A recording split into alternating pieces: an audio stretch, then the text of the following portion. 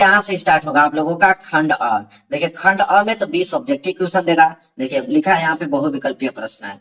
तो मेरे प्यारे बच्चों, इस मॉडल पेपर के जितने क्वेश्चन सब तैयार कर लो, एक एक वर्ड में आप लोगों को बता रहा हूँ, गारंटी इससे बाहर आप लोगों के एग्जाम में नहीं आएंगे। देखिए पहला प्रश्न क्या है। पहला प्रश्न वेरी वेरी मोस्ट इंपोर्टेंट प्रश्न है। कह रहा है कि किसी धनात्मक पूर्णांक p के लिए प्रत्येक धनात्मक विषम पूर्णांक का रूप है। ठीक है, इसमें से बताना है आप लोगों को। तो देखिए किसी धनात्मक पूर्णांक p के लिए प्रत्येक धनात्मक विषम पूर्णांक का रूप होगा। कहने का मतलब मेरे प्यारे बच्चों यह है, मैं एक पेज लेता हूँ, बहुत डिटेल में समझा दूंगा आपको। कह रहा है कि धनात्मक पूर्णांक p के लिए तो p का मान धनात्मक होना चाहिए। कोई भी धनात्मक पूर्णांक आप ले लो p का मान, या आप 0 ले लो, 1 ले लो, 2 ले लो, 3 ले लो, 4 ले लो, 5 ले लो, डॉट डॉट डॉट इनफाइनाइट तक कितना भी संख्या p का ले लो। तो कह रहा है कि p का मान हम कुछ भी लेते हैं, इसमें कौन सा रूप ऐसा होगा कि p का मान अगर हम कुछ भी रखें तो हमेशा आपको धनात्मक विषम पूर्णांक देखने को मिलेगा। बताइए कौन सा ऑप्शन सही होगा। तो मेरे प्यारे बच्चों, ऑप्शन नंबर डी जो है इस प्रश्न का राइट आंसर होगा। अभी मैं प्रूफ करके दिखाता हूँ आप लोगों को। तो ऑप्शन नंबर डी 2p+1 वो किस रूप का होगा, तो 2p+1 रूप का होगा। इसमें आप p का वैल्यू आप कुछ भी रख दीजिए, धनात्मक पूर्णांक कुछ भी रख दीजिए, वो आपको हमेशा धनात्मक विषम पूर्णांक देखने को ही मिलेगा। देख लीजिए, प्रूफ करके दिखा देता हूँ। p बराबर अगर आप 0 रखते हो तो हो जाएगा 2 × 0 + 1। तो 0 या आप तो 0 हो जाएगा, 2 को गुणा 0 में करोगे तो 0 + 1 तो बराबर कितना आ गया 1। तो 1 आपका क्या है, धनात्मक विषम पूर्णांक। अगर p का वैल्यू आप 1 रखते हो तो p का वैल्यू 1 रखोगे तो 2 × p का वैल्यू 1 रखोगे तो यहाँ पे 1 +1 तो 2 × 2 और 2 1 कितना हो गया 3। 3 जो है ये भी आपका धनात्मक विषम पूर्णांक है। इसी तरह अगर p का वैल्यू अगर आप 2 रखते हो तो 2 दूनी के 4 1 5 आ जाएगा, 5 भी आपका धनात्मक विषम पूर्णांक है। p का वैल्यू अगर आप 3 रखते हो तो 3 दूनी के 6 6 1 7 7 भी आपका धनात्मक विषम पूर्णांक है। तो मेरे प्यारे बच्चों, p का वैल्यू आप कुछ भी लोगे इस वाले में रखोगे तो हमेशा आपको धनात्मक विषम पूर्णांक ही देखने को मिलेगा, इसलिए 2p+1 के रूप का होगा। पूरा डिटेल में समझा दिया हूँ, कभी नहीं भूल पाओगे, कभी जिंदगी में नहीं भूल पाओगे, इतना बता देता हूँ। जब पेपर में प्रश्न आएंगे तुरंत करके चले आओगे। चलिए आगे बढ़ते हैं मेरे प्यारे बच्चों, दूसरा प्रश्न देखते हैं। देखिए दूसरा प्रश्न क्या है।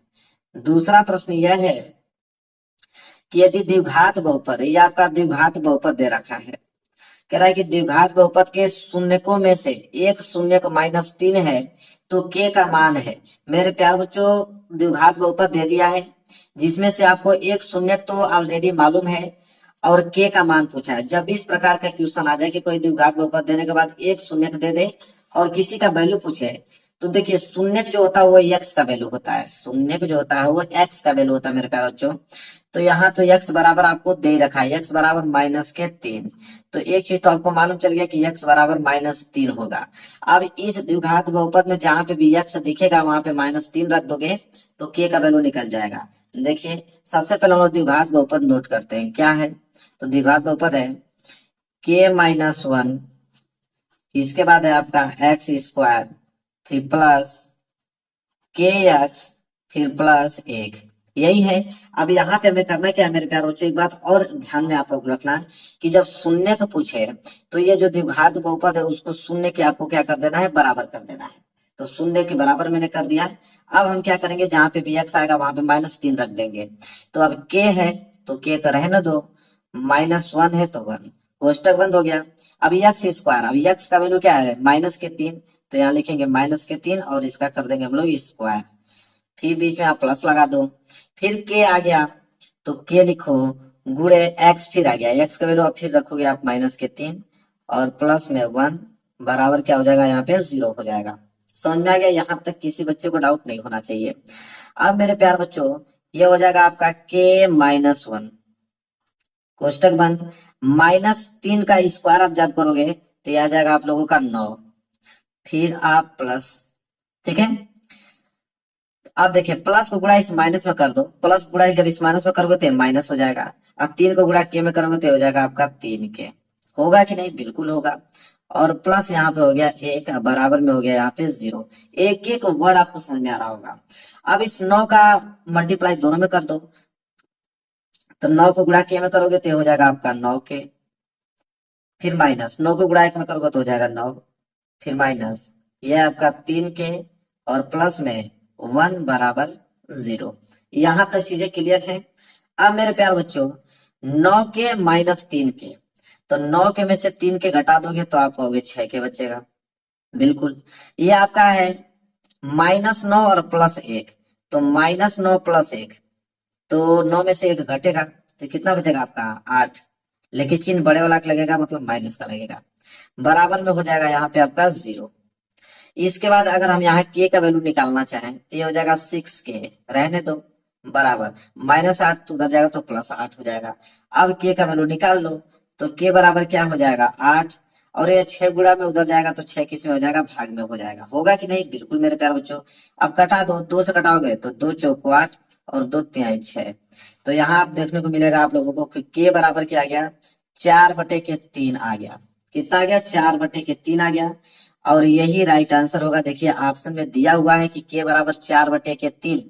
तो चलिए देखते हैं ऑप्शन। 4/3 हम लोगों का आंसर आया है। जैसा कि आप देख रहे हो कि पहला वाला ऑप्शन ही बिल्कुल राइट आंसर हो जाएगा, 4/3। क्लियर है? सबको समझ में आ रहा है मेरे प्यारे बच्चों?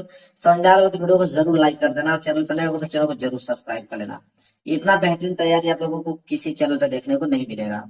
तीसरा प्रश्न देख लीजिए क्या है। तीसरा प्रश्न है कि के किस मान के लिए समीकरण युग्म, अब दो समीकरण, समीकरण युग्म मतलब दो समीकरण दे रहा है। एक तो समीकरण यह है और एक समीकरण आपको यह है। कह रहा है कि अपरिमित रूप से अनेक हल हैं। मेरे प्यारे बच्चों दो समीकरण युग्म दे दिया है और कह रहा है कि के किस मान के लिए अपरिमित रूप से अनेक हल होगा। तो बिल्कुल ये भी प्रश्न मेरे प्यारे बच्चों बहुत सिंपल है। कैसे लगाएंगे चलिए देखिए, मैं इसको भी बिल्कुल आसान तरीके से आपको बताने वाला हूँ।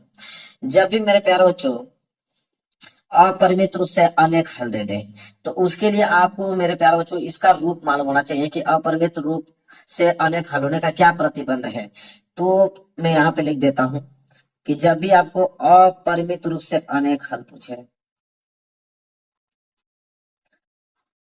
अपरिमित रूप से,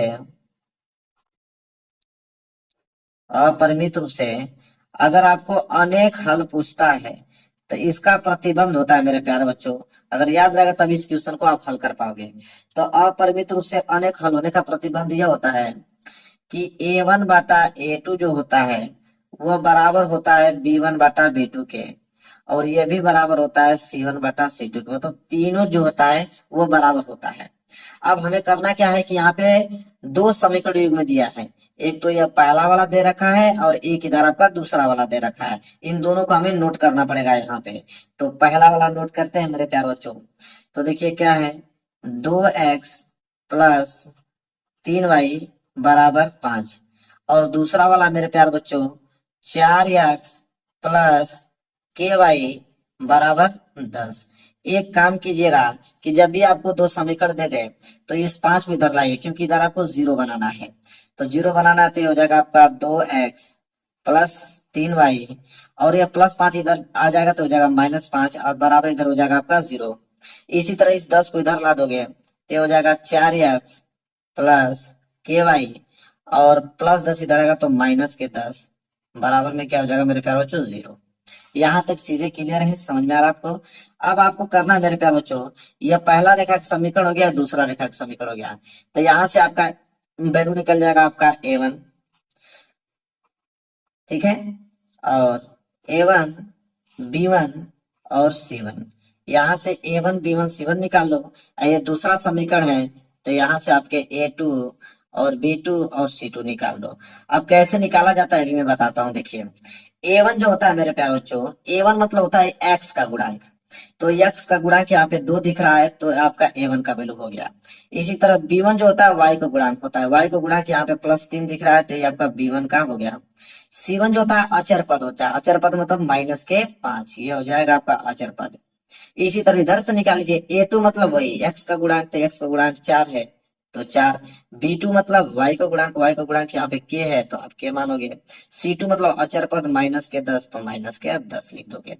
अब यहाँ तक सारा वैल्यू निकल गया है, A1 B1 C1, A2 B2 C2। अब इसी का वैल्यू आप ये जो प्रतिबंध आपको दिख रहा है इसी में आपको रखना होगा। तो देखिए क्या है, A1/A2, तो A1 का वैल्यू 2 है तो आप लिखोगे यहाँ पे 2, अब बटे A2 का वैल्यू 4 है तो इसके नीचे लिखोगे आप 4। क्लियर है मेरे प्यारे बच्चों। बराबर क्या है, B1 बटा B2, B1 क्या है आपका 3, और B2 कितना है आपका K, बराबर C1 बटा C2, C1 बटा C2, C1 का वैल्यू क्या है माइनस के 5, और C2 का वैल्यू है यहाँ पे माइनस के 10। अब मेरे प्यारे बच्चों K का मान पूछा था, तो K का मान बस हम लोग इतना में ही हल कर देंगे तो K का मान निकल जाएगा। इतना हल कर दोगे तभी हो जाएगा, या इन दोनों को लेके हल करोगे तभी भी K का मान आ जाएगा। तो हम आगे के ही दोनों को हल कर देते हैं। तो देखो 2 को गुणा K में करोगे तिर्यक गुणा, तो 2 को गुणा K में करोगे तो हो जाएगा 2K, बराबर 4 को गुणा इस 3 में करोगे तो 4 तिहाई के 12। ठीक है, इसी तरह यहाँ से K का वैल्यू निकालना चाहो तो K बराबर क्या हो जाएगा 12, और प्लस यहाँ पे 2 गुणा में है, इधर आएगा तो 2 जो है भाग में हो जाएगा, अब 2 से कटा दो तो K बराबर क्या हो जाएगा 2 6 के 12, तो K का मान कितना आ गया मेरे प्यारे बच्चों 6 आ गया। यही हमसे पूछा था। देखिए ऑप्शन में 6 दिया हुआ है, बिल्कुल देना ही चाहिए उसको। चेक करते हैं तो देखिए 6 का मतलब डी वाला ऑप्शन आपको दिख रहा होगा, देखिए डी वाला ऑप्शन जो है बिल्कुल राइट आंसर हो जाएगा। समझ में आ रहा है मेरे प्यारे बच्चों, एक एक क्वेश्चन आपको समझ में आ रहे होंगे। चलिए आगे बढ़ते हैं, अगला प्रश्न देखते हैं, प्रश्न नंबर 4। देखिए प्रश्न नंबर 4 क्या है, प्रश्न नंबर 4 मेरे प्यारे बच्चों यह कह रहा है कि यदि 1/x² माइनस के 2 बराबर 1/7 तो K का मान है। ठीक है, अब K का मान पूछा है, ये भी प्रश्न बहुत ज्यादा इंपॉर्टेंट है। करेंगे क्या, सबसे पहले उसको उतारेंगे। दिया है आपका 1/x² माइनस के 2 दे रखा है, बराबर 1/7 दे रखा है, और यक्स का मान पूछ रहा है। जब इस प्रकार का प्रश्न आ जाए आपको उसको करने की जरूरत नहीं है मेरे प्यारे बच्चों, आप उसका तिर्यक गुणा कर लीजिए। तिर्यक गुणा का मतलब कि 7 को गुणा 1 में कर लो, x² माइनस 2 को गुणा इस वाले में 1 में कर लो। तो देखिए x² माइनस 2 को गुणा जब इस 1 में करोगे तो इतना ही आएगा आपका, x माइनस 2 ही आएगा, बराबर 7 को गुणा 1 में करोगे तो ये तो 7 ही आने वाला है। ठीक है, अब क्या करोगे यहाँ से कि x² बराबर क्या हो जाएगा 7, और माइनस के 2 उधर भेज दोगे तो हो जाएगा आपका प्लस के 2। तो यहां से देखोगे तो x² बराबर 7 और दोनों जो जोड़ोगे तो कितना हो जाएगा 9, 7 और 2 जोड़ोगे तो कितना हो जाएगा 9 हो जाएगा। अब x² बराबर 9 हो गया। अगर हम सिर्फ x का वैल्यू निकालना चाहूं तो ये आपका वर्ग होता है, वर्ग जब इधर जाता है तो वर्गमूल हो जाता है। ठीक है, तो यह 9 क्या क्या हो जाएगा वर्गमूल हो जाएगा। तो x बराबर क्या होगा मेरे प्यारे बच्चों, तो 9 को हम क्या लिख सकते हैं मेरे प्यारे बच्चों 3 गुणे 3 लिख सकते हैं, 3 तिहाई 9। तो x बराबर क्या हो जाएगा, इन दो पेयर बन गया, इन दोनों में से एक बाहर आ जाएगा तो 3 आ गया बाहर। और इतना याद रखें कि जब वर्गमूल आप निकाल रहे हो तो वर्गमूल हमेशा प्लस और माइनस दोनों में निकलता है। तो x बराबर क्या हो गया प्लस माइनस 3। ठीक है, यही x का मान है। देखिए दिया है मेरे प्यारे बच्चों, तो x का मान दिया है बी वाला ऑप्शन, देखिए प्लस माइनस 3, बी वाला ऑप्शन जो है बिल्कुल राइट आंसर हो जाएगा। समझ में आ रहा है मेरे प्यारे बच्चों। चलिए आगे बढ़ते हैं, अगला प्रश्न देखते हैं। देखिए अगला प्रश्न क्या है, और प्रश्न नंबर 5वां, प्रश्न नंबर 5वां है कि 1 से लेकर 10 तक के धनात्मक सम संख्याओं का समांतर माध्य होगा। अब 1 से लेकर 10 तक के धनात्मक सम संख्याओं का समांतर माध्य पूछ रहा है। तो सबसे पहले तो हम लोग लिखेंगे कि 1 से लेकर 10 तक की धनात्मक संख्या कौन कौन सी है।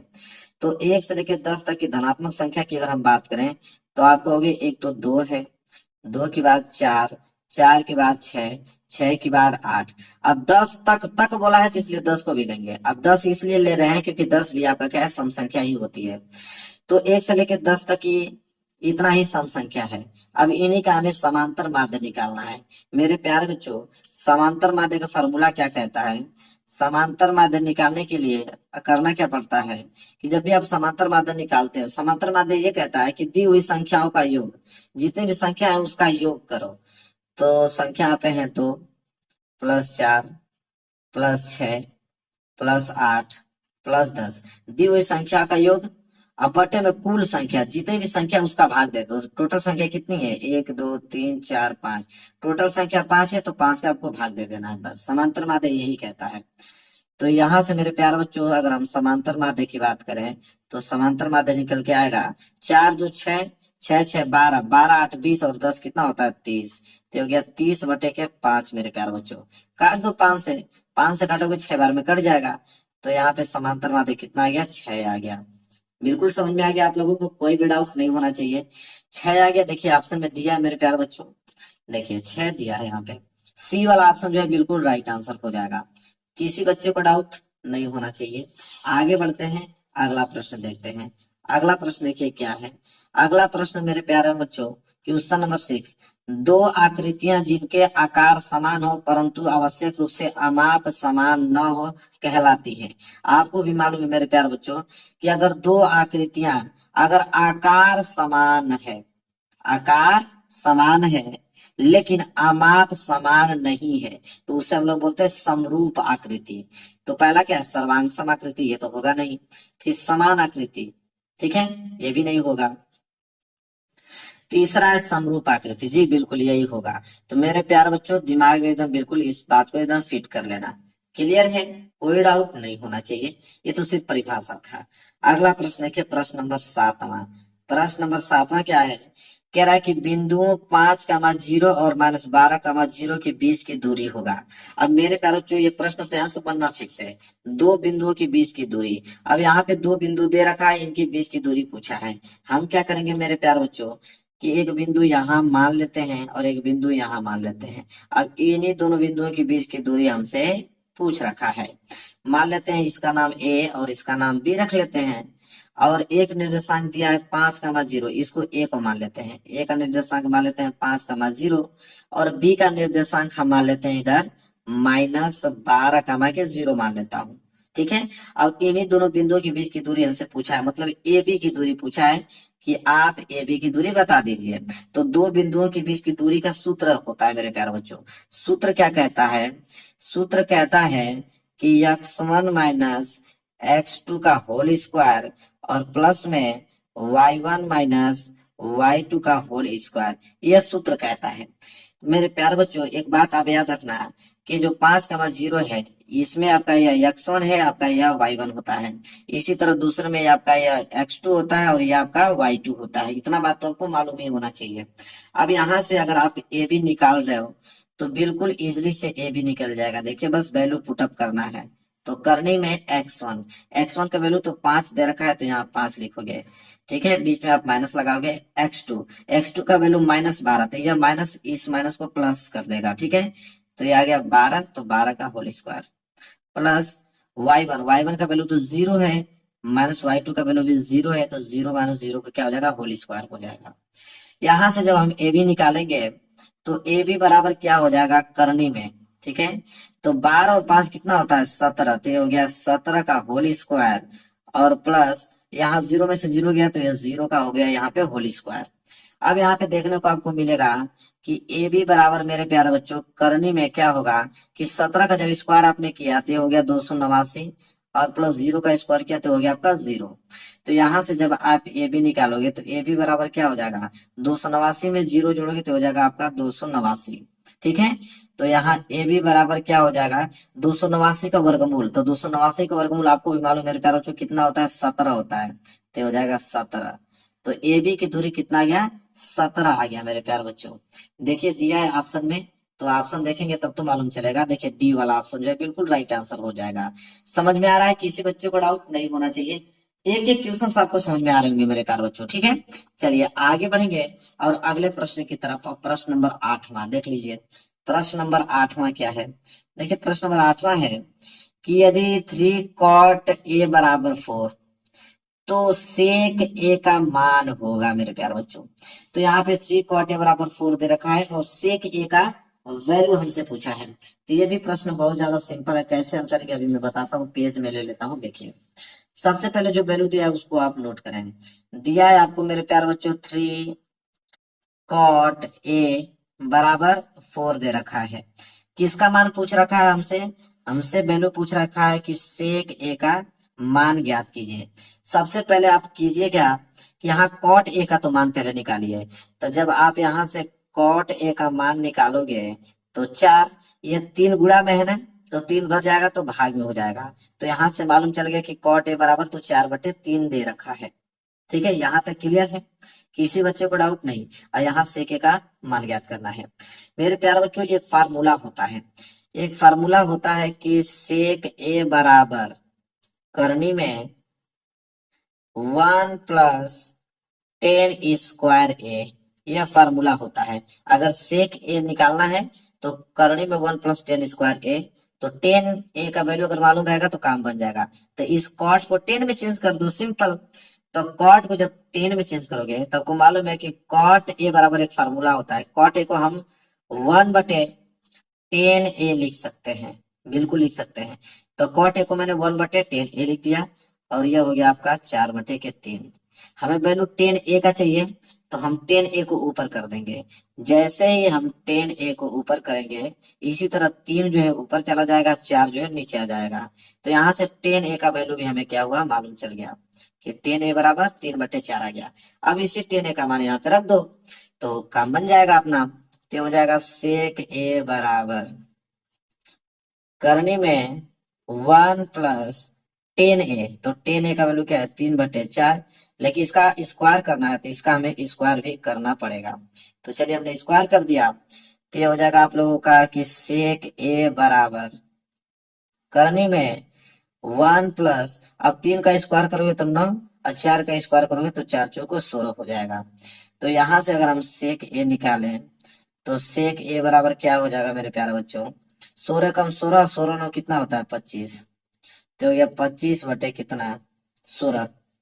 ठीक है, तो यहाँ से अगर हम सेक ए निकालें तो 25 का वर्गमूल तो 5 होता है, 16 का वर्गमूल 4 होता है। तो सेक ए का मान यहाँ पे निकल के आ गया 5/4। देखिए ऑप्शन में दिया है 5/4। चलिए चेक करेंगे तब तो मालूम चलेगा। 5/4 आप भी देख पा रहे हो कि दूसरा वाला ऑप्शन जो है बिल्कुल राइट आंसर है, 5/4। क्लियर है, समझ में आ रहा है मेरे प्यारे बच्चों? चलिए वीडियो को लाइक करते रहना जरूर से। आगे बढ़ते हैं, अगला प्रश्न देखेंगे, प्रश्न नंबर 9। देखिए मेरे प्यारे बच्चों, प्रश्न नंबर 9 क्या है। प्रश्न नंबर 9 यहाँ पे दे रखा है कि एक मीनार की ऊंचाई जो है 20 मीटर है। मीनार की ऊंचाई तो 20 मीटर दे रखा है। बोला है कि जमीन पर बनने वाली इसकी छाया की लंबाई 20 करोड़ में 3 मीटर है। सूर्य का उन्नयन कोण हमसे पूछ रखा है कि सूर्य का उन्नयन कोण बताइए। अब मेरे प्यारे बच्चों ध्यान से एक बात समझिए, मीनार की ऊंचाई दे रखा है, कोई भी मीनार है तो जमीन पे ही तो ही होगा। तो ये मान लेते हैं कि यह जमीन है, भूमि है, एक समतल भूमि जमीन। इसी जमीन पर एक मीनार खड़ी है। ये मीनार को मैंने यहाँ पे खड़ा कर दिया, ये आपका क्या है मीनार है। ठीक है, मीनार का नाम मैं रख देता हूँ, इसका नाम ए रख लीजिए, इसका नाम बी रख दिया, इसका नाम सी। मान लीजिए बीसी मीनार है, और बीसी मीनार है, और मीनार की ऊंचाई दे रखा है 20 मीटर दे रखा है। तो ये तो आपको मालूम चल गया कि ये तो 20 मीटर है भाई। तो मीनार की ऊंचाई 20 मीटर। फिर बोला कि जमीन पर बनने वाली इसकी छाया की लंबाई 20 करोड़ में 3 मीटर है। तो मेरे प्यार बच्चों एक बात बताओ कि अगर ये मीनार खड़ी है तो मीनार का जो छाया बनेगा इसी तरह बनेगा, ये मीनार है तो मीनार का छाया तो ये भी कहलाएगा, जो कि दे रखा है 20 करोड़ में 3। तो ये हो गया 20 करोड़ में 3। तो बीसी मीनार है और ए बी जो है उसकी छाया है, और दोनों की यहाँ पे लंबाई दे रखा है। और हमसे पूछा है कि सूर्य का उन्नयन कोण। तो उन्नयन कोण क्या होता है मेरे प्यारे बच्चों, जब हम नीचे से कोई चीज ऊपर देते हैं, मतलब इस वाले बिंदु से जब हम इस वाले बिंदु को देखेंगे तो यह आप लोगों का जो कोण बनेगा इनके साथ थीटा, इससे बोलेंगे उन्नयन कोण, और यही उन्नयन कोण हमसे पूछा है।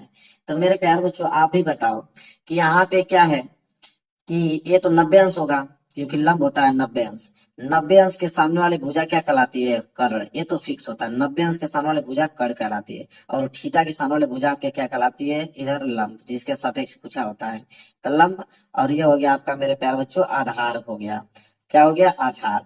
अब हमसे पूछा है कि इस थीटा का मान बताइए, उन्नयन कोण थीटा का मान। तो मेरे प्यारे बच्चों एक लंब दे रखा है, एक आधार। तो लंब बटे आधार किस में होता है, टेन थीटा में तो ये होता है, टेन थीटा में ही तो लंब बटे आधार होता है। तो हम क्या करेंगे कि यहाँ पहले वैल्यू रख लेते हैं कि बीसी बराबर कितना दे रखा है, बीसी का और एक ए बी का। तो बीसी जो है मीनार की ऊंचाई है, जो कि दे रखा है 20 मीटर, तो यहाँ लिख देंगे 20 मीटर, कोई दिक्कत नहीं। ए बी जो है छाया की लंबाई है, ठीक है, जो कि दे रखा है 20 करोड़ में 3 मीटर। तो 20 करोड़ में 3 मीटर हमने यहाँ पे लिख दिया। ठीक है, अब हम क्या करेंगे, लिखेंगे कि त्रिभुज जो बन रहा है एबीसी, त्रिभुज एबीसी में हम किसका वैल्यू रखेंगे, टेन थीटा का, क्योंकि लंब बटे आधार ही हमको मालूम है। तो हम लोग लिखेंगे टेन थीटा। क्या लिखेंगे, टेन थीटा। टेन थीटा बराबर लंब बटे आधार, लंब आपका बीसी, आधार आपका ए बी है। तो टेन थीटा मेरे प्यार बच्चों, तो यहाँ पे लिखेंगे टेन थीटा बराबर बीसी का मान कितना है 20 और ए बी का मान कितना है 20 करड़ी में 3 है। तो यहाँ से देखिए आप ध्यान से, तो 20 से 20 कैंसिल हो गया, ऊपर बच गया 1, तो यहाँ से बच जाएगा आपका टेन थीटा बराबर 1/करड़ी में कितना बच गया 3, 1/करड़ी में 3 बच गया। अब ध्यान से दीजिएगा, एक बात समझिएगा, ये टेन थीटा है ना, अब 1/करड़ी में 3, यहाँ पे भी 10 ही रहे क्योंकि 10 से 10 काटना है, तो 10 कितना अंश का मान 1/करड़ी में 3 होता है, तो आप कहोगे कि 10 30 अंश का मान, 10 30 अंश का मान 1/करड़ी में 3 होता है, तो 1/करड़ी में 3 को हम लोग लिख देंगे 10 30 अंश।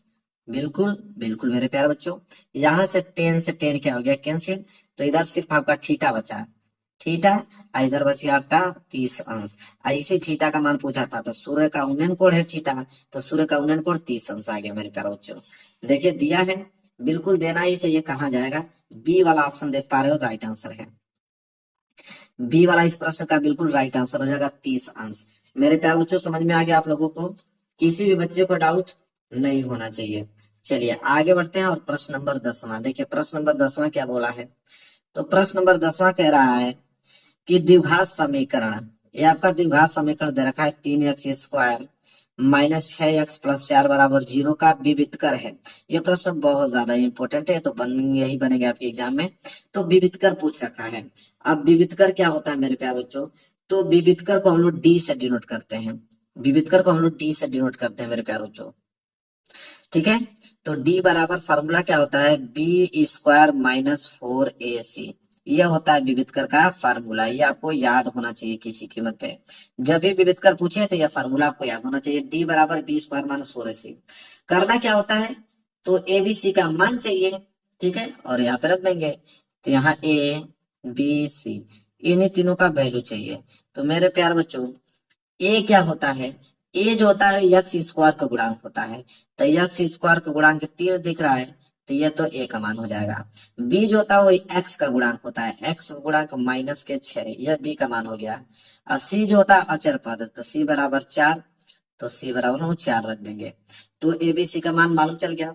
अब इन्हीं एबीसी का मान इसमें रख दो, तो रखेंगे, तो डी बराबर क्या होगा b², तो b का वैल्यू क्या है -6, तो -6 का स्क्वायर करना पड़ेगा, तो हो जाएगा -6 का स्क्वायर, फिर -4 इंटू ए का मान कितना है 3, फिर सी का मान कितना है यहाँ पे 4, ठीक है। चलिए अब क्या करेंगे, इसको हल करेंगे, तो डी बराबर -6 का स्क्वायर करोगे तो 36 आ जाएगा, वो भी प्लस का, तो -6 का स्क्वायर करोगे तो प्लस का 36, फिर माइनस 4 3 12 और 12 चौक 48, कितना हो गया 48 हो गया। अब डी बराबर क्या हो जाएगा 36 माइनस 48 मतलब -12, कितना बच गया -12, और यही आपका डी का वैल्यू आ गया, मतलब विविधकर जो है वो 12 आ गया। देखिए ऑप्शन में दिया है 12, तो आप कहोगे जी बिल्कुल दिख रहा है, सी वाला ऑप्शन जो है बिल्कुल राइट आंसर हो जाएगा 12। क्लियर है, सारे बच्चों को समझ में आ रहा है मेरे प्यारे बच्चों। चलिए आगे बढ़ते रहिए और वीडियो को लाइक जरूर कर लीजिएगा, चैनल पर नया होगा तो चैनल को जरूर सब्सक्राइब कर लेना, ठीक है, समझ में आ रहा है आपको। चलिए आगे बढ़ते हैं, अगला प्रश्न देखिए क्या है। अगला प्रश्न तो सिर्फ फार्मूला है मेरे प्यारे बच्चों, इग्रामा कह रहा है कि त्रिज्या आर के एक वृत्त के एक कोण थीटा वाले त्रिज्या खंड के संगत चाप की लंबाई है। कहने का मतलब है कि अगर त्रिज्या आर के एक वृत्त है, अगर हम एक वृत्त मान लेते हैं, देखिए ध्यान से, एक अगर वृत्त मान लेते हैं, इसका सेंटर पॉइंट है और त्रिज्या जो है 8 सेंटीमीटर है, तो एक त्रिज्या यहाँ पे एक त्रिज्या यहाँ पे, त्रिज्या अगर 8 सेंटीमीटर है और थीटा वाले त्रिज्या खंड के संगत चाप की लंबाई, इन दोनों के बीच जो कोण बन रहा है, इन दोनों त्रिज्याओं से जो कोण बन रहा है वो थीटा अंश बन रहा है, तो संगत चाप की लंबाई पूछा है। मतलब अगर इसका नाम मैं ए रख देता हूँ, इसका नाम ओ रख देता हूँ, इसका नाम अगर मैं बी रख देता हूँ, तो संगत चाप की लंबाई मतलब ये वाला वैल्यू पूछा है ए बी का, कि संगत चाप की वाला जो लंबाई है, इस लंबाई को बताइए कि इस लंबाई को निकालने के लिए कौन सा फार्मूले का यूज करेंगे। तो फार्मूला ये होता है मेरे प्यारे बच्चों कि θ/360 2πr, ठीक है। तो जब भी संगत चाप की लंबाई पूछे तो θ/360 2πr इसलिए लिखा क्योंकि परिधि की बात है, तो परिधि निकालना तो 2πr लिखेंगे। तीसरा वाला ऑप्शन जो है बिल्कुल राइट आंसर हो जाएगा। समझ में आ गया मेरे प्यारे बच्चों, बिल्कुल डिटेल में, आपको कोई डाउट नहीं होना चाहिए। आगे बढ़ेंगे। चलिए अगला प्रश्न देखते हैं, प्रश्न नंबर 12। देखिए प्रश्न नंबर 12 क्या है। प्रश्न नंबर 12 पूछा है यहाँ पे कि 1/2 सेंटीमीटर व्यास वाले किसी ठोस अर्धगोले का संपूर्ण पृष्ठीय क्षेत्रफल होगा। तो व्यास दे रखा है 1/2 और किसी ठोस अर्धगोले का संपूर्ण पृष्ठीय क्षेत्रफल पूछ रखा है। तो मेरे प्यारे बच्चों इसमें सिर्फ आपको फार्मूले की जरूरत है। देखिए कैसे, देखिए ध्यान समझिए। तो 1/2 सेंटीमीटर व्यास दे रखा है, व्यास मतलब डी का वैल्यू। तो डी का वैल्यू आपको दे रखा है 1/2 सेंटीमीटर व्यास दे रखा है। तो यहाँ पे सबसे पहले हम लोग अर्धगोले की त्रिज्या निकाल देते हैं आर। तो आर जो होता है मेरे प्यारे बच्चों वो व्यास का आधा होता है, ठीक है। तो व्यास का आधा मतलब मेरे प्यारे बच्चों अगर हम व्यास का आधा कर देंगे तो आर निकल जाएगा, ठीक है। मतलब जो त्रिज्या होती है वो व्यास की दुगनी होती है, ऐसे भी आप कह सकते हो। तो डी का वैल्यू कितना है 1/2, और इसका जब हम लोग यहाँ पे आधा करेंगे तो आर बराबर क्या हो जाएगा, इस 2 को गुणा इसी 2 में हो जाएगा, तो हो जाएगा 1/4। तो 1/4 सेंटीमीटर तो त्रिज्या आ गया। 1/4 सेंटीमीटर अर्धगोले की क्या आ गया, त्रिज्या आ गया मेरे प्यारे बच्चों। हमसे पूछा है अर्धगोले का संपूर्ण पृष्ठीय क्षेत्रफल। तो अर्धगोले का संपूर्ण पृष्ठीय क्षेत्रफल यहाँ पे लिखेंगे कि अर्धगोले का संपूर्ण पृष्ठीय क्षेत्रफल। बस फार्मूला आपका याद रहेगा तो तुरंत हल कर पाओगे। संपूर्ण पृष्ठीय क्षेत्रफल। तो अर्धगोले का संपूर्ण पृष्ठीय क्षेत्रफल का फार्मूला क्या होता है मेरे प्यारे बच्चों, 3πr²। क्या होता है 3πr²। तो हो जाएगा आप लोगों को मेरे प्यारे बच्चों 3π और गुणे r²। आर हमारे पास 1/4 है, तो 1/4 का क्या कर देंगे यहाँ पे होल स्क्वायर कर देंगे। पाई का मान इसलिए नहीं रखा मैंने क्योंकि यहाँ पे ऑप्शन पाई में ही है, इसलिए पाई का मान मैंने नहीं रखा। तो हो जाएगा 3π गुणे 1 का स्क्वायर करोगे तो 1 और 4 का स्क्वायर करोगे तो 16, ठीक है। तो इसको हम लोग ऐसे लिख सकते हैं कि 3 का गुणा 1 में करोगे तो 3/16। तो 3/16 है ना, तो पाई को अलग कर दो पाई। और पृष्ठीय क्षेत्रफल है तो सेंटीमीटर स्क्वायर, क्योंकि क्षेत्रफल निकाल रहे हो तो सेंटीमीटर स्क्वायर में होगा। तो अर्धगोले का संपूर्ण पृष्ठीय क्षेत्रफल 3/16 पाई सेंटीमीटर स्क्वायर। तो 3/16 पाई सेंटीमीटर स्क्वायर मतलब बी वाला ऑप्शन जो है बिल्कुल राइट आंसर हो जाएगा, जैसा देख पा रहे हैं। समझ में आ गया मेरे प्यारे बच्चों, किसी बच्चे को डाउट नहीं होना चाहिए। सारे क्वेश्चंस आपको समझ में आ रहे हैं। आगे बढ़ेंगे, क्वेश्चन नंबर 12 भी कंप्लीट हो गया, क्वेश्चन नंबर 13 की तरफ। चलिए अगला प्रश्न देखते हैं, प्रश्न नंबर 13। प्रश्न नंबर 13 है कि 1 से लेकर 15 तक की सम संख्याओं का समांतर माध्य होगा। एक प्रश्न एक और आया था कि 1 से लेकर 10 तक की सम संख्याओं का समांतर माध्य है, लेकिन अब आ गया 1 से लेकर 15 तक की सम संख्याओं का समांतर माध्य कैसे निकालोगे। देखिए ये भी प्रश्न बहुत सिंपल है। मैं पेज ले लेता हूँ, देखिए पेज मैंने ले लिया। तो सबसे पहले हम लोग क्या करेंगे कि 1 से लेकर 15 तक की देखेंगे कौन कौन सी सम संख्या है। तो 1 से लेकर 15 तक की सम संख्या कौन है, एक तो 2, 2 के बाद 4, 4 के बाद 6, 6 के बाद 8, 8 के बाद 10, 10 के बाद 12, 12 के बाद 14। 15 तो सम संख्या है नहीं, तो 1 से लेकर 15 तक की सम संख्या इतनी है। अब इन्हीं का हमें निकालना है मेरे प्यारों बच्चों समांतर माध्य। जब इनका समांतर माध्य निकालना है तो मैंने बताया है कि समांतर माध्य का फॉर्मूला क्या होता है कि दी हुई संख्या का योगफल, मतलब जितनी भी संख्या दी हुई है उनका योगफल कीजिए। तो 2 + 4 + 6 + 8 + 10 + 12 + 14 दी हुई संख्या का योगफल बटे में कुल संख्या। तो टोटल संख्या कितनी है, 1 2 3 4 5 6 7, टोटल संख्या 7 है, तो 7 का भाग दे दीजिए। तो यहाँ पे समांतर माध्य निकल के क्या आएगा, तो समांतर माध्य निकल के आएगा मेरे प्यारे बच्चों, जोड़िए इनको। तो 4 और 2 6, 6 6 12, 12 8 20 10 30, और 30 और 12 कितना होता है 42, और 42 और 10 कितना होता है मेरे प्यारे बच्चों, 42 10 52, 52 4 56, कितना हो गया 56, 56, और बटे में हो गया 7। तो 7 से घटा दीजिए, तो 7 8 56। तो समांतर माध्य कितना आ गया मेरे प्यारे बच्चों, 8 जो है समांतर माध्य आ गया। तो 8 देखिए दिया है, तो बी वाला ऑप्शन आप देख पा रहे हो कि बी वाला ऑप्शन जो है बिल्कुल राइट आंसर होगा। देखिए 8 दिख रहा है ना। चलिए इस प्रश्न को भी हमने बिल्कुल आसान तरीके से सॉल्व कर दिया, कोई डाउट नहीं होना चाहिए। आगे बढ़ेंगे, प्रश्न नंबर 14 देखिए। प्रश्न नंबर 14 क्या है, प्रश्न नंबर 14 है कि एक साधारण पासे को एक बार फेंक कर तीन से बड़ी संख्या प्राप्त करने की प्रायिकता ज्ञात करना है। ये भी प्रश्न बहुत ज्यादा इंपॉर्टेंट है, देखिए प्रायिकता का। तो मेरे प्यारे बच्चों ध्यान से इस प्रश्न को समझिएगा। कह रहा है कि एक पासे को एक बार फेंक कर तीन से बड़ी संख्या प्राप्त करने की प्रायिकता है। तो मेरे प्यारे बच्चों सबसे पहले हम लिखेंगे कि पासे को अगर हम एक बार फेंकते हैं, देखिए पासे को लिखेंगे, पासे को एक बार फेंकने पर, पासे को एक बार फेंकने पर सभी संभव परिणाम, सभी संभव परिणाम कितना होगा अभी मैं बताता हूं आपको। सभी संभव परिणामों की संख्या, सभी संभव परिणामों की संख्या। अब आप ही बताओ कि अगर एक पासा है, अगर एक पासे को अगर आप फेंक रहे हो एक बार, तो सभी संभव परिणाम क्या हो सकते हैं? तो आप कहोगे 6 होगा। सभी संभव परिणाम क्या होगा? 6, क्योंकि पासे में 6 पॉइंट होते हैं। या तो पासे को फेंकोगे तो 1 आ सकता है, 2 आ सकता है, 3 आ सकता है, 4 आ सकता है, 5 आ सकता है, 6, क्योंकि 6 फलक होते हैं उसके। तो पासे को एक बार फेंकने पर सभी संभव परिणाम 6 हो सकते हैं। लेकिन हमसे पूछा है कि 3 से बड़ी संख्या प्राप्त करने की प्रायिकता है। तो हमसे पूछा क्या है कि 3 से बड़ी, अगर हम 3 से बड़ी संख्या देखें तो 3 से बड़ी संख्याएं, तो 3 से बड़ी संख्याएं कौन कौन सी हो सकती हैं? एक 4, एक 5, एक 6। तो 3 से बड़ी संख्या 4, 5, 6। तो ये आपका 3 से बड़ी 4, 5, 6, ये जो है यह अनुकूल परिणामों की संख्या है।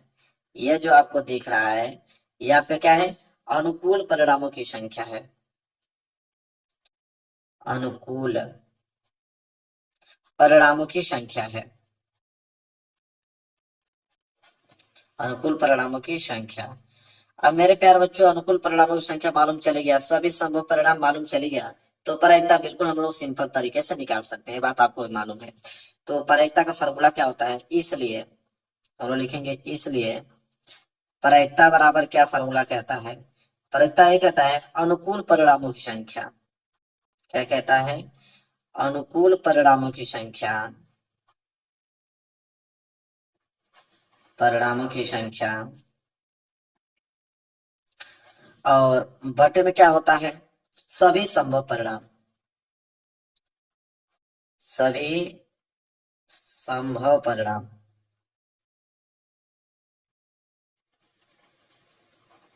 ठीक है, अब हम करेंगे क्या? अब वैल्यू रख दीजिए। तो यहाँ पे क्या होगा? अनुकूल परिणामों की संख्या कितनी है टोटल मेरे प्यारे बच्चों? 3। सभी संभव परिणाम कितने हैं टोटल? 6। तो 3 एकम 3, 3 दूने के 6, 1/2 जो है वो आ गया मेरे प्यारे बच्चों प्रायिकता। बिल्कुल डिटेल में समझाया होगी ताकि यह प्रश्न दोबारा जब आए तो उसे सोचने समझने की जरूरत ना पड़े, तुरंत आंसर इसका दे पाओ आप। तो 1/2 मतलब बी वाला ऑप्शन जो है बिल्कुल राइट आंसर हो जाएगा। मेरे प्यारे बच्चों समझ में आ गया आप लोगों को? चलिए आगे बढ़ते हैं प्रश्न नंबर 15 की तरफ। देखिए प्रश्न नंबर 15 क्या है? प्रश्न नंबर 15 मेरे प्यारे बच्चों कह रहा है कि दो संख्याओं का योगफल 8 है तथा उनका अंतर 2 है, तो संख्याएं ज्ञात कीजिए। मेरे प्यारे बच्चों दो संख्याओं का योगफल 8, उनका अंतर 2 है, तो संख्याएं पूछा है। तो हमें तो दो संख्या मालूम है नहीं, तो हम लोग मान लेंगे कि माना पहली संख्या, माना पहली संख्या। तो माना पहली संख्या, तो पहली संख्या को आप मान लीजिए x, पहली संख्या को आपने क्या मान लिया? x मान लिया। इसी तरह दूसरी संख्या भी, तो दूसरी संख्या को अगर आप मानते हो तो दूसरी संख्या को y मान लो। अगर एक को आपने x मान लिया है तो दूसरे को आप y मान लो। तो पहली संख्या x और दूसरी संख्या को y मैंने मान लिया। अब मेरे प्यार बच्चों दो संख्याओं का योगफल 8 है, तो प्रश्नानुसार क्या होगा? दो संख्याओं का योगफल 8 मतलब x प्लस वाई, अगर दोनों को जोड़ेंगे तो 8 आ रहा है। कह रहा उनका अंतर 2 है, मतलब x में से y घटाऊंगा तो 2 आ रहा है। ठीक है, तो योगफल 8 है और यहाँ पे अंतर क्या है मेरे प्यार बच्चों? 2 है। अब दो समीकरण बन गया मेरे प्यार बच्चों, ये समीकरण पहला बन गया, ये समीकरण दूसरा बन गया। तो हल कर दीजिए। तो देखिए क्या है? x प्लस वाई बराबर 8 और एक दे रखा आपको x माइनस वाई बराबर 2। तो देखिए एक प्लस में है और एक माइनस में है, तो जोड़ने पे काम हो जाएगा। तो आप लिख दीजिएगा जोड़ने पर। तो जोड़ने पे क्या होगा मेरे प्यार बच्चों? कि प्लस का वाई जो है माइनस का वाई दोनों कैंसिल हो जाएगा, एक्स एक्स जोड़ोगे तो हो जाएगा मेरे प्यारे बच्चों 2x बराबर, और 8 और 2 जोड़ोगे तो हो जाएगा यह 10। यहाँ से अगर हम x की वैल्यू निकालना चाहें तो x बराबर क्या हो जाएगा, 10/2 हो जाएगा। तो घटा दीजिए, 2 से घटाओगे तो 2 5 10, तो x बराबर 2 5 10 कितना आ जाएगा, 5 आ जाएगा। तो x बराबर मेरे प्यारे बच्चों 5 आ गया। अब इस x का मान आप चाहो तो समीकरण पहला में रख दो, आप चाहो तो समीकरण दूसरा में रख दो, तो आप किसी में भी रख दीजिए, तो पहला में ही रख दो। तो x का मान जब पहला में रखोगे तो x प्लस 8 बराबर x प्लस वाई बराबर 8, यही तो है समीकरण पहला। इसमें x बराबर 5 रख दो तो यहाँ पे आ जाएगा 5 प्लस वाई बराबर 8। अब यहाँ से जब y निकालोगे तो y बराबर 8 प्लस 5 उधर जाएगा तो माइनस के 5, तो यहाँ पे y बराबर मेरे प्यारे बच्चों 8 में से 5 जाएगा तो कितना बच जाएगा 3, तो y बराबर मेरे प्यारे बच्चों 3 आ गया। तो x बराबर 5 y बराबर 3 आ गया। चलिए देखिए, x बराबर 5 y बराबर 3, तो हल कैसे लिखा जाता है, पहले x लिखा जाता है फिर y लिखा जाता है। तो x का वैल्यू 5 आया था, अब y का मान 3, मतलब 5 का मान 3, 5 का मान 3 मतलब बी वाला ऑप्शन, यही तो है, और कहीं दिख रहा है कुछ भी? तो 5 और 3 हल आ गए इसके। चलिए क्लियर है, अभी प्रश्न समझ में आ गया अच्छे तरीके से आप लोगों को। मेरे प्यारे बच्चों, किसी भी बच्चों को डाउट होगा तो कमेंट जरूर करना। 16वां प्रश्न देखिए क्या है। 16वां प्रश्न दे रखा है मेरे प्यारे बच्चों कि बिंदु -3, 4 की यस अक्ष से दूरी। मेरे प्यारे बच्चों, एक बात याद रखना, एस अक्ष से दूरी क्या होता है। जैसे बिंदु आपको दिया है -3, 4, तो -3, 4 में ये जो -3 है इसे हम लोग बोलते हैं भुज। क्या बोलते हैं, भुज बोलते हैं। और जो ये 4 है उसे हम लोग क्या बोलते हैं मेरे प्यारे बच्चों, कोटि बोलते हैं। कोई भी निर्देशांक अगर लिखते हैं तो भुज कामा कोटि के रूप में ही लिखा जाता है। तो यहाँ से आपसे प्रश्न पूछा है यस अक्ष से दूरी। जब भी आपसे पूछे प्रश्न यक्ष अक्ष से दूरी, तो यक्ष अक्ष से दूरी जब भी पूछे तो इसका आंसर होगा कोटि। क्या होगा मेरे प्यारे बच्चों, कोटि होगा इसका आंसर। अगर आपसे पूछे वाई अक्ष से दूरी, ठीक है, वाई अक्ष से अगर दूरी आपसे पूछे तो आप आंसर क्या दोगे मेरे प्यारे बच्चों, भुज। आप आंसर क्या दोगे, भुज दोगे। तो मेरे प्यारे बच्चों, यहाँ पूछा है कि बिंदु -3, 4 की यक्ष अक्ष से दूरी, तो यक्ष अक्ष से दूरी मतलब कोटि, कोटि का मान कितना है 4, इसलिए सी वाला ऑप्शन जो है बिल्कुल राइट आंसर हो जाएगा। सिंपल सी लॉजिक है, आप कभी भूल नहीं पाओगे इसको। वही अगर वाई अक्ष से दूरी पूछता तो भुज मतलब -3 हो जाता। क्लियर है। चलिए मेरे प्यारे बच्चों, फटाफट आगे बढ़ते हैं। अगला प्रश्न देख लीजिए, प्रश्न नंबर 17। देखिए प्रश्न नंबर 17 क्या है। प्रश्न नंबर 17 मेरे प्यारे बच्चों यह दे रखा है कि एक द्विघात बहुपद जिसके शून्यक 5 और -3 है। तो मेरे प्यारे बच्चों, शून्यक दे रखा है, शून्यक दे रखा है कि एक तो 5 है और एक आपका -3 है। और द्विघात बहुपद पूछा है कि द्विघात बहुपद बताइए कि द्विघात बहुपद क्या होगा। तो देखिए, द्विघात बहुपद अगर ज्ञात करने के लिए बोले, शून्यक देते द्विघात बहुपद ज्ञात करने के लिए बोले तो एक फार्मूला होता है, उसको आपको याद करना पड़ेगा कि द्विघात बहुपद बराबर फार्मूला होता है कि जब शून्यक दे रखा हो और द्विघात बहुपद पूछे तो द्विघात बहुपद बराबर होता है x² माइनस शून्यकों का योग, यहाँ पर लिखेंगे शून्यकों का योग,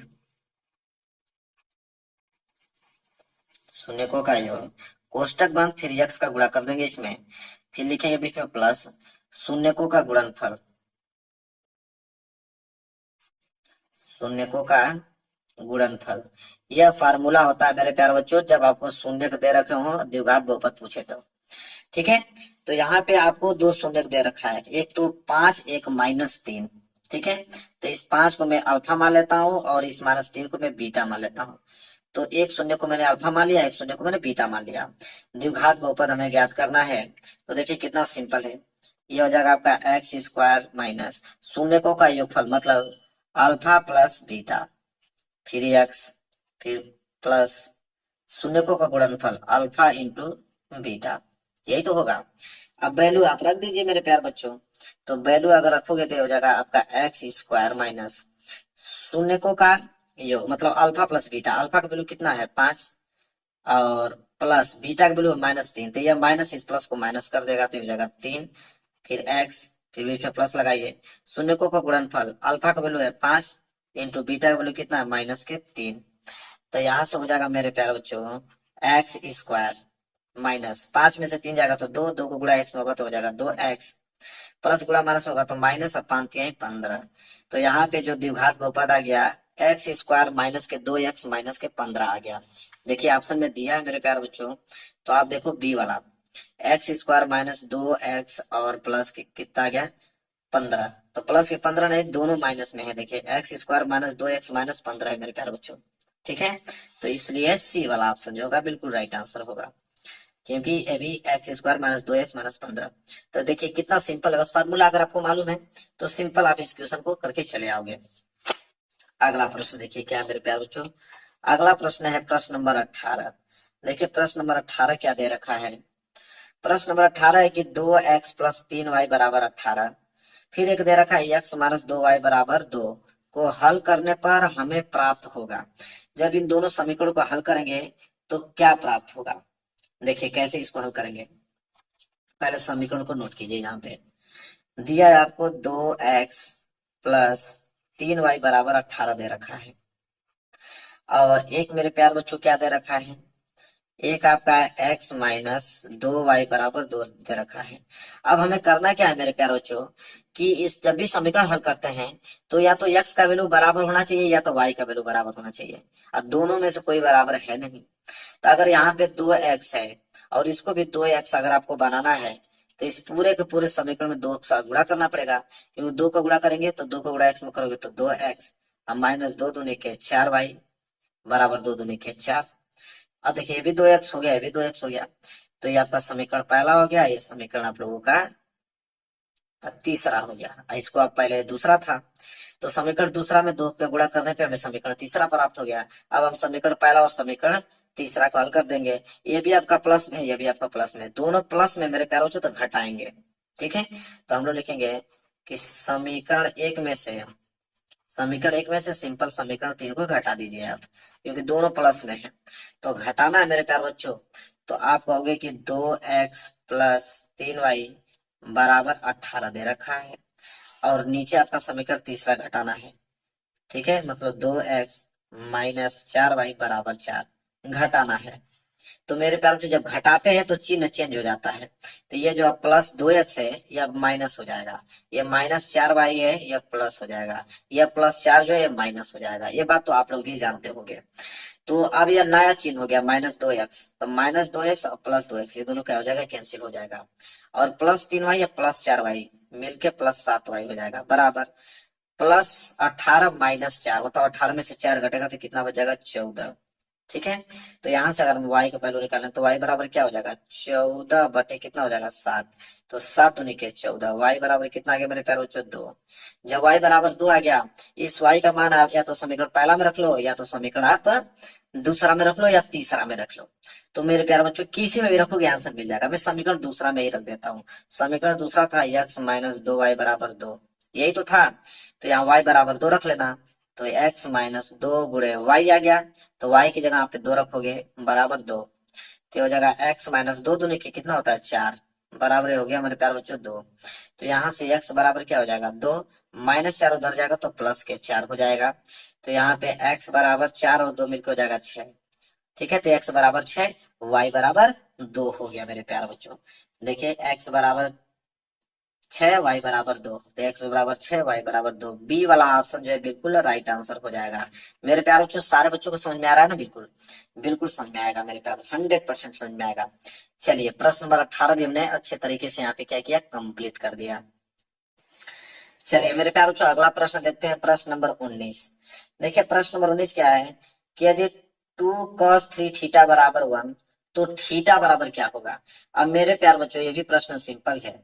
जब आपको दे रखा है कि 2 cos 3 थीटा बराबर 1 दे रखा है और थीटा का मान पूछा है, तो सबसे पहले आप क्या करोगे कि cos 3 थीटा का वैल्यू निकालिए। तो यहाँ हो जाएगा आपका cos 3 थीटा बराबर क्या हो जाएगा 1, यह जो 2 गुणा में था इधर आएगा तो किसमें हो जाएगा भाग में हो जाएगा, ठीक है। अब मेरे प्यार को ध्यान से समझना है, अगर ये cos 3 थीटा है cos 3 थीटा, तो इधर भी कॉस लिखिए। तो कॉस कितना, इसका मान 1/2 होता है। कॉस कितना डिग्री का मान 1/2 होता है? आप कहोगे कॉस 60 डिग्री का मान। तो कॉस 60 डिग्री का मान 1/2 होता है। अब यहाँ से आप कॉस से कॉस को क्या कर दोगे, कैंसिल। तो इधर बच गया 3 थीटा और बराबर इधर बच गया 60 अंश। तो यहाँ से थीटा का वैल्यू निकालोगे तो क्या हो जाएगा, 60/3 काट दीजिए। तो थीटा बराबर 20 20 डिग्री। तो थीटा का मान कितना आ गया, 20 आ गया। बताइए कितना ज्यादा सिंपल है? इससे भी ज्यादा सिंपल आपको चाहिए? नहीं, बिल्कुल नहीं। सी वाला ऑप्शन जो है बिल्कुल राइट आंसर हो जाएगा। समझ में आ गया आप लोगों को? किसी बच्चे को डाउट? बताइए। नहीं, चलिए आगे बढ़ते हैं। प्रश्न नंबर 20वां देख लीजिए मेरे प्यारे बच्चों।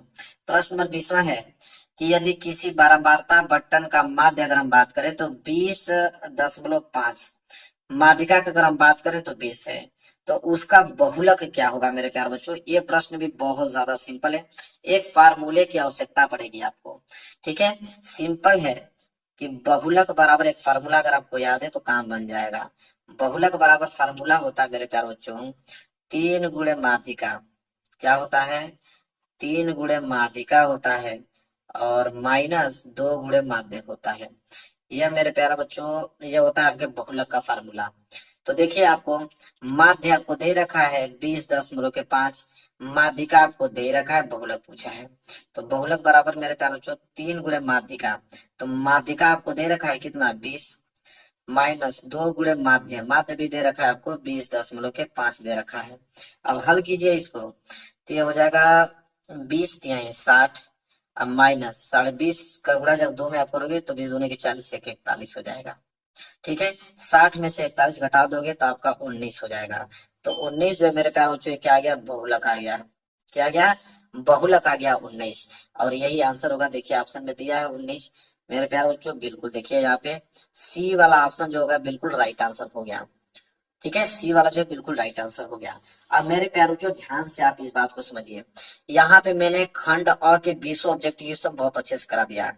अब कल वीडियो मेरे प्यारों जो खंड ब का आएगा, खंड ब के सारे क्वेश्चंस करा दूंगा बिल्कुल डिटेल में। बस लगातार आप मेरे चैनल पे बने रहिए, बस चैनल को सब्सक्राइब की रहिए। जितना पढ़ाऊंगा पूरा का पूरा डिटेल में आप लोगों को समझाता चलूंगा। इससे बाहर एग्जाम में आपके नहीं आएंगे।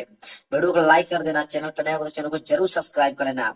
मिलेंगे एक प्यारा से नेक्स्ट वीडियो में, तब तक के लिए धन्यवाद।